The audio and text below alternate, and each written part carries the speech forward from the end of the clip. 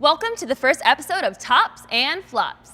I'm Haley, your host for today, and we are here to talk to some ASMs and get their thoughts on in-store execution. Through this video, we will review actual photos submitted from our distributor partners and get an idea of what is considered to be perfect and less than perfect execution in the field. We have a handful of tops and a handful of flops. And we are here at RBDC Van Nuys to have a few ASMs check them out and tell us what they think. Looks like You're gonna look at the picture. That's a nice rack, but it's not a rack. It's not a round. This is top. What the f is this? Why? Oh, what? Wait, yeah. Can I see it? You can look at it. Oh, I can look at. That's why I'm not looking at it. It looks like all the main components of PSA here have been hit. It's top. I'd be proud to display this at my store for execution display. The planogram is up to standards, the base is wrapped with Red Bull approved base wrapped, and the functional POS includes clear price communication and is placed in the perfect spot. In a perfect world, try to place displays near high traffic locations like salty snacks and chips. Because let's be honest, we all stop there. flop. I don't even know where to begin with this. Well, you mix summer edition with sugar-free zero and regular. Also, they're only about 6 cases high, which is way too low to have a display. It's always important that our displays are shoppable. While this display has prime real estate within the store, near a checkout in a high visible, high traffic location, Red Bull brand visibility is lacking. The case cards get lost in the candy chaos, and the pricing is even covering some of the product on the case card. It's important to stick to the national planogram so that customers can easily find what SKUs they're looking for. Time wasted by the consumer means sales lost for you and your retailer. No bueno.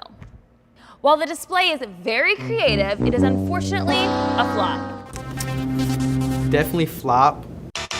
We don't do displays like that ever. We have our own standards, so displays cannot be like this. With this setup, restocking the barrel will be incredibly difficult, if not impossible. Lastly, the base wrap is not used for its functional purpose. When building displays, please adhere to the standards such as product planograms and shoppable displays. There is real-life science behind our display standards, and trust me, products will fly off these well-built shelves. We love getting cold Red Bull by the checkout, but this barrel cooler is definitely a flop. Well, this one, yes, it's a flop because it is a case card and doesn't even match the barrel with summer editions.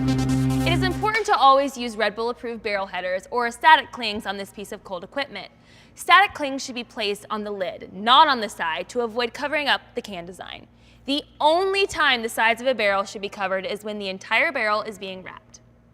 Lastly, when using POS messaging, make sure it is approved. The back of the summer edition sell sheet, while as beautiful as it is not approved to be used as in-store POS.